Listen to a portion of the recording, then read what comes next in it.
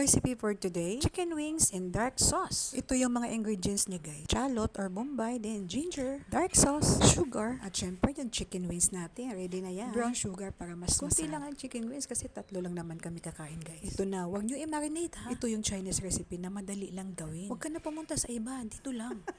In 15 minutes, luto na to. Medyo lakihan mo ang pagkakat. Ganyan medyo malaki para hindi maduro. Ito yung pinakasimple na Chinese recipe. Chicken wings in dark sauce. Ganun lang guys. Ito na guys, wag mo nang painitin lahat. Hindi to ipafry. Very simple nga, di ba? Ilagay mo lahat ng ingredients. Tapos pakuluan mo ng 15 minutes. O di ba? Ganun lang kasimple. Make it sure na dagdagan mo ng tubig. Baka matuyuan yan. Hindi na masarap. Kailangan yung tubig nakaapaw doon sa manok. Doon sa chicken wings na nilagay mo. Depende na yan sa lulutuin mo. Marami ba? Or kunti lang. Basta i-adjust mo lang yung sauce. Depende na yan sa inyo guys, basta sarapan mo ha. Ganito lang yung sauce, o diba hindi marami, hindi yung sabaw. So okay na to, pakuluan ko na to ng 15 minutes, pero after that, kailangan mo i-check. High fire mo muna syempre, mga ilang minuto, tapos i-check. O diba?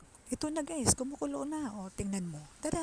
So after ng high fire, din isimmer mo siya ng mga ilang minuto with in low fire na yan. I-adjust mo lang. Ayan, nagtuyo-tuyo na, o tingnan mo, ay, ang sarap na. Siguro dito mga another 5 minutes.